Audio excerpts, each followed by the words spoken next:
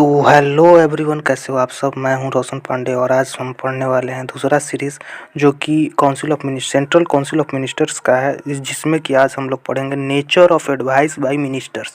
Ministers के द्वारा advice दिया जाता है, उसका nature, appointment of the ministers जितने भी होते हैं उनका अपॉइंटमेंट कैसे होता है, oath and salary of ministers, जितने भी मिनिस्टर्स हैं उनके ओथ और उनका शपथ ग्रहण और सैलरी कैसे मिलता है, क्या क्या मिलता है, इतना चीज़ें। तो जैसे कि मैं बता दूं कि आर्टिकल 74 जो है क्या बताता है कि जितने भी काउंसिल ऑफ मिनिस्टर्स हैं उनको हेड करते हैं प्राइम मिनिस्टर।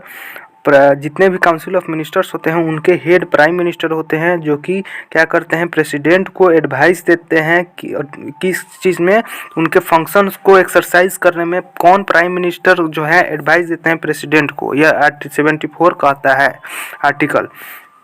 और 42nd अमेंडमेंट एक्ट और 44th कॉन्स्टिट्यूशनल अमेंडमेंट एक्ट जो है क्या बनाता है, have made the advice binding on the, और यह कहता है 42nd अमेंडमेंट और 44th कॉन्स्टिट्यूशनल अमेंडमेंट यह कहता है कि जो यह एडवाइस प्राइम मिनिस्टर के द्वारा प्रेसिडेंट को दिया जाएगा वह जो है मैंडेटरी होगा, बाइंडिंग होगा प्रेसिडेंट के ऊपर। फर्दर इसके बाद जो नेचर ऑफ एडवाइस है जो कि दिया जाता है मिनिस्टर्स के द्वारा प्रेसिडेंट को, वह जो है किसी भी कोर्ट में इंक्वायर्ड नहीं किया जाएगा। यह जो प्रोविजंस है इम्फेसिस करता है कि कॉन्फिडेंशियल जो रिलेशनशिप है प्रेसिडेंट और मिनिस्टर्स का, इसको यह बरकरार रखे।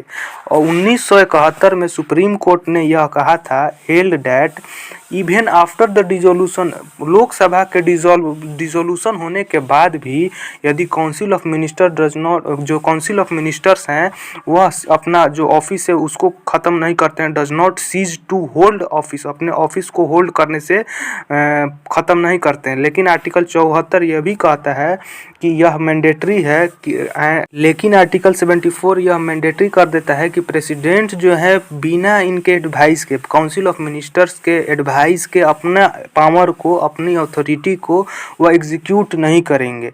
कोई भी एक्सरसाइज जो कि एग्जीक्यूटेड करेगा इनके पावर को विदाउट द एड, बिना इनके एडवाइस के, काउंसिल ऑफ मिनिस्टर्स के बिना किसी एड या एडवाइस के, वह क्या होगा, अनकॉन्स्टिट्यूशनल होगा, जो कि आर्टिकल 74 में कहा गया है।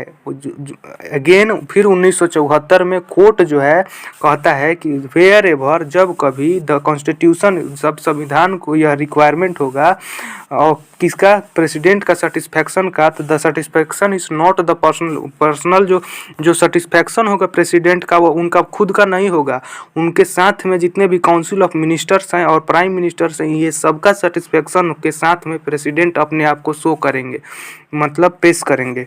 अब इन काउंसिल ऑफ मिनिस्टर्स जितने भी हैं इनका अपॉइंटमेंट कैसे होता है, कैसे ये चुने जाते हैं। तो प्राइम मिनिस्टर जो हैं अपॉइंटेड किए जाते हैं प्रेसिडेंट के द्वारा, भारत के राष्ट्रपति द्वारा प्रधानमंत्री जो हैं अपॉइंटेड किए जाते हैं। वाइल यहाँ तक, लेकिन दूसरे जो मिनिस्टर्स हैं वह अपॉइंटेड किए जाते हैं प्रेसिडेंट के द्वारा, भारत के राष्ट्रपति के द्वारा ही दूसरे भी मिनिस्टर जो हैं अपॉइंटेड किए जाते हैं। लेकिन किसके एडवाइस पर, तो प्राइम मिनिस्टर के एडवाइस पर दूसरे जितने भी मिनिस्टर्स हैं वह अपॉइंटेड किए जाएंगे।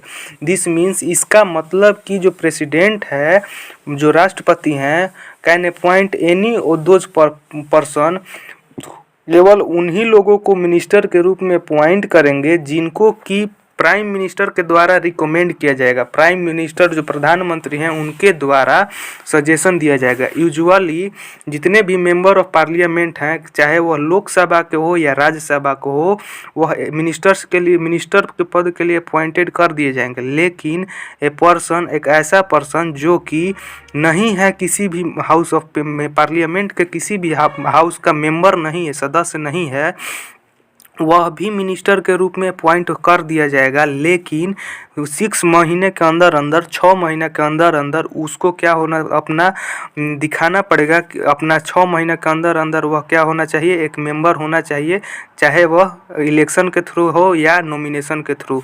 इलेक्शन के थ्रू या वह लोकसभा में अपॉइंट हो जाए या प्रेसिडेंट के द्वारा जो 12 मेंबर अपॉइंटेड किए जाते हैं उनके थ्रू वह क्या हो जाए, राज्यसभा में अपॉइंट करके अपना लोग पार्लियामेंट का कोई भी सदस्य बन जाए, मेंबर बन जाए।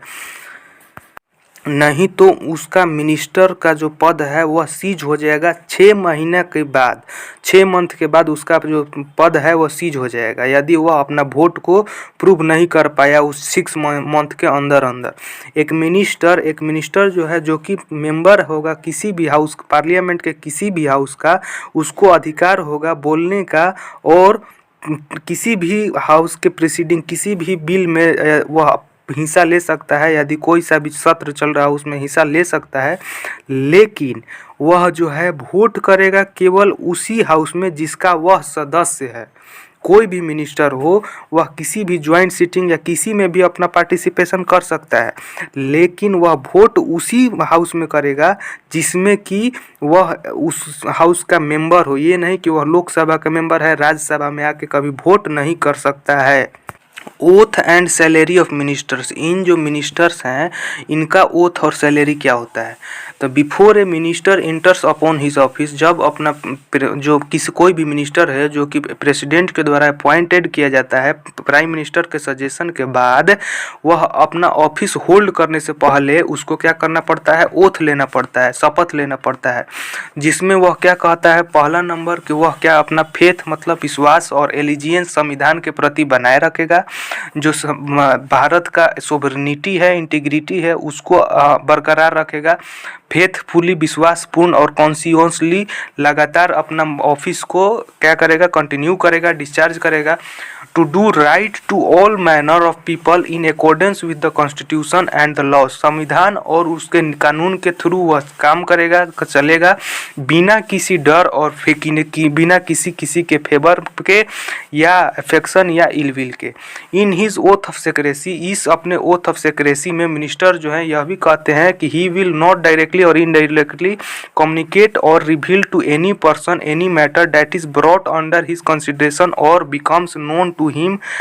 1990 में देवीलाल के द्वारा जो शपथ लिया गया था डिप्टी प्राइम मिनिस्टर के रूप में, उसको चैलेंज कर दिया गया एज बीइंग, उसको क्या कहा गया? Unconstitutional as the constitutional provides, क्योंकि संविधान जो है क्या बताया है? क्योंकि संविधान एक ही बताया है कि एक प्राइम मिनिस्टर होंगे और मिनिस्टर्स होंगे, डिप्टी प्राइम मिनिस्टर का कोई उसने रोल नहीं दिया है। इसीलिए सुप्रीम कोर्ट यह कहता है कि यह जो ओथ लिया गया है, यह जो शपथ लिया गया है देवीलाल के द्वारा 1990 में, यह वैलिड नहीं है, as valid and stated that describing a person as deputy prime minister is descriptive, केवल descriptive होगा, and such description does not confer on him any power of prime minister, और यह जो description है वह कोई भी प्राइम मिनिस्टर का शक्ति इनको नहीं देगा, देवीलाल को। अब सैलरी और अलावेंसेज यहाँ जो मिनिस्टर्स हैं इनको कैसे मिलता है? तो जितने भी सैलरी और अलावेंसेज इनको मिलता है वह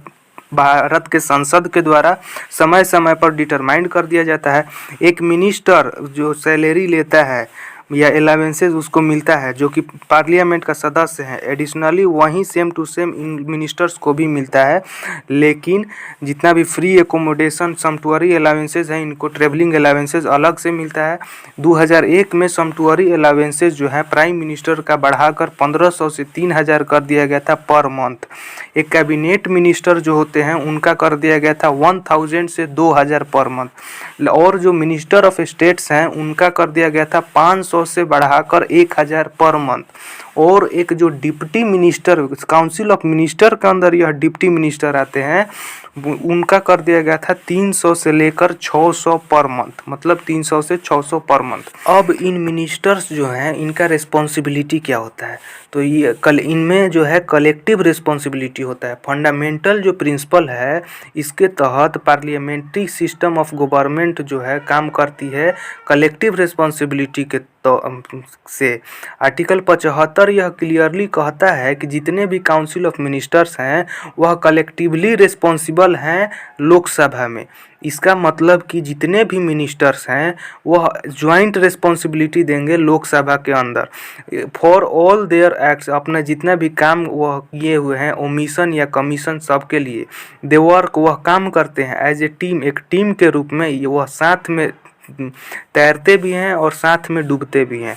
जब लोकसभा पासिस करता है एक non confidence motion in council of ministers के अगेंस्ट में, at that point of time क्या होता है कि जितने भी मिनिस्टर्स होते हैं, चाहे वह लोकसभा का हो या राज्यसभा का हो, सबको रिज़ाइन करना पड़ता है। अल्टरनेटिवली इसी तरह जितने भी काउंसिल ऑफ मिनिस्टर्स होते हैं वो एडवाइस देते हैं प्रेसिडेंट को कि वह क्या करें, डिसॉल्व कर दे लोकसभा को। किस ग्राउंड पर? तो इस ग्राउंड पर कि इस बेसिस पर कि हाउस जो है अपना वोट ऑफ मोशन को नहीं दिखा पाया और फ्रेश इलेक्शन को लेने के लिए प्रेसिडेंट को एडवाइस देते हैं। तो आई होप गाइज़ ये इन्फॉर्मेटिव वीडियो रहा होगा और आप सबको बहुत ज़्यादा इंटरेस्टिंग भी लगा होगा। तो अच्छा लगे तो लाइक शेयर सब्सक्राइब ज़रूर कीजिएगा। तब तक के लिए जय हिंद, जय भारत, वंदे मातरम। आप अपना ख्याल रखिए। हेल्थ इज़ वेल्थ, हेल्थ ही सब कुछ है। चलिए जय हिंद, जय भारत। अगले वीडियो में कुछ ऐसे ही मिलते हैं।